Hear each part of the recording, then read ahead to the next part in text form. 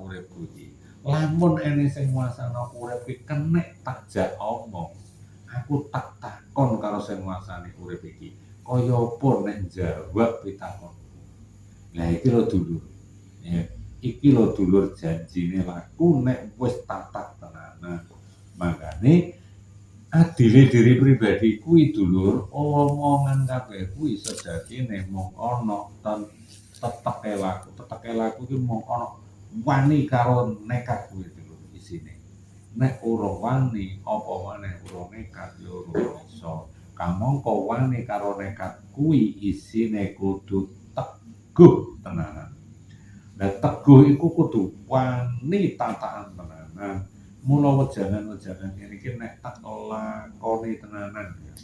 Apa wae isine ucapan kabeh kuwasane utamane dawuh ing diwae kabeh padha buka dhewe-dhewe tahapane enek kabeh lakune enek kabeh wujude enek kabeh isine enek kabeh dedeke enek kabeh krana urip kuwi ana wujuden dhewe. Mula ajaran iki dulur aku kowe ucapan kuwi apa wae sing diuripno ing pira-pira tembung kawujudan ing pira-pira tembung kalungguhan ana diwae urip iki akeh-akehe apa tandane nek urip iki ana mula akeh-akeh manungsa urip iki tandane apa tandane mung enenge nafas. Mangkane dulur-dulur eneng tembung kandha karo menengem dhewe kuwi engko bakal ketemu sejatinem dhewe.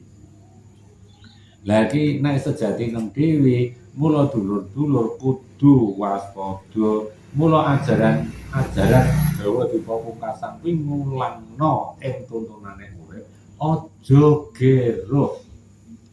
Tapi menungso iki krungu ajaran aja geruh iki akeh sing padha rawani. Krungu ya pengen muni anune aku ki ora pengen dah digeruhi. Aku ki ora butuh digeruhi. Tapi nek dijak lakon ngene iki ya rawani. Ya. Seneng tapi ora wani. Pengen tapi wedi. Terus piye carane ngene iki? Pengen tapi wedi. Seneng tapi rawani. Wujud kanthi slamet sakabehane titik kuwi jane wis gamblang dulur. Apa sing mbok omong kabeh kuwi balik nang awak dhewe. Apa sing mbok omong kabeh kuwi manjing urip dhewe. Mergo kono kuwi lakune manungsa kabeh. Mula ajaran Jawa dipungkasan kuwi sejatine nglakoni cangkeme dhewe, kandhane dhewe, duduhe dhewe, luwe dhewe kaluhuran kang ngancani kuwasa kukuhe ucapan. Lah, kuwasa kukuhe ucapan kuwi nek diterjemahno kuwasa kang nguasakno, lah kang nguasakno manungsa kuwasa kuwi mau ya wujude uripe ucap kabeh kuwi mau. Mula menungsa kuwasa kuwi sing diarani wujud ing cangkemeng kabeh. Lha nek eneng wong takon babagan sapa kang isa nemoni kang kuwasa, ing kono bakal ketekan apa kang dikarepno. Kuwi ngono sandingan. Sandingan kuwi ya padha karo ora kok kiasan padha karo sindiran. Padha karo disindir kita-kita iki. Tapi kita-kita iki gak ngerti dulune. Lah saiki nek dulur-dulur wis tak kondo-kondo ngene iki, kondo omongan ini iki. Ngene iki Kang Sujito ana sing ngarani omongane kuwi isih ora mapan. Mergo Kang Sujito dhewe gung wani dulur ndudono tembung sing saknyatane. Mergo akeh dulur sing kurang pas karo ucapane. Ape ngomong sing jujur kuwi wae isih eneng kewedian. Kang mongko ajaran aja goroh kuwi kudune jujur sing natakno. Lah ngene iki nek cara ditekani. Contoh nek tak wedharno dulu ya. Iki nek cangkemmu kate mbungkar, kowe engko mesti tak adili. Kamu kok nek diadili kuwi gak trimo. Lah terus adile diri pribadi kuwi kok mlaku. Mula ora kena. Mula urip kuwi ngene. Nondi to dununge adil kuwi dulur, nok canteme manungsa kuwi dhewe. Tapi manungsa apa iso laku adil? Apa manungsa iso laku adil? Jawabane piye? Adil kuwasane manungsa ing kono ben diwali dhewe. Mula manungsa nek wis wani laku adil, adil bakal natakno ing pira-pira tahapane manungsa. Lah pira-pira tahapane manungsa kuwi isine pancadriya. Lah pancadriya kuwi isine beda-beda. Apa tandane candhake dawuh? Ana urip tembunge ngene.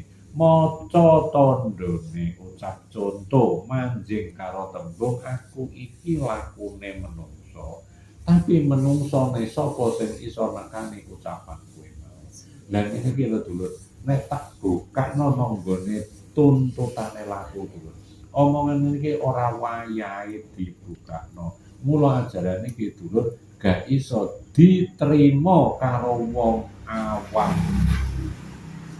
Mergo wong awam kuwi ngertine apa tandane omongan kuwi padha karo apa karepe. Kang mongko ajaran ngene iki dulur, nek dikandakno apa mestine wong-wong kabeh padha takon, piye carane praktekno laku aja goro kudu jujur, aja sombong kuwi mau, aja dendam, aja sombong kuwi mau. Lah kuwi dikongkon meneng. Piye carane praktekno ajaran aja goroh kudu jujur, aja dendam, aja sombong kuwi mau. Kuwi carane wonge dikongkon meneng. Lamun wis iso meneng, urip adil diri pribadi kabeh kang gagahi. Lah iki nek ora wong sing laku dulur, ya ora ngerti. Makane ajaran ngene iki dulur, wahawane tembung ngene. Akeh wong pengen laku ngene iki tapi akeh wong sing ora wani mergo wedi. Lah nek wis wedi, isine apa dulur? Isine akhire tambah ra ngerti. Makane nek wong wedi, apa isine tambah ora ngerti mergo wong wedi kuwi biasane wedi karo uripe ya ora tau laku kondo-kondo ing tembunge. Umpama takon, ya, mbok takono kowe ben iso wani takon. Dadi nek ana wong wedi kok ora wani takon, ya dadine tambah ora ngerti. Iki kan cara suatu kalimat sing bondal-bandir to iki. Ya. Akeh wong pengen lakon ngene iki, iya kan. Tapi wedi mergo ana tembung aja goroh kuwi mau. Ngerti maksudnya? Mergo ana tembung aja goroh kuwi mau. Lah, kang mongko aja goroh kuwi nuduhno adile laku nang dhewe kang ngancani urip kuwi mau. Lah ngene iki nek dibelah kasutakno manungsa apa wae nek wani lakon aja goroh kuwasane bakal bongkar dhewe-dhewe. Mula ajaran ngene iki dulur ora padha karo isine buku. Ngono. Mergo isine buku kuwi mung ditata karo tembung runtutane terima. Lho ngono.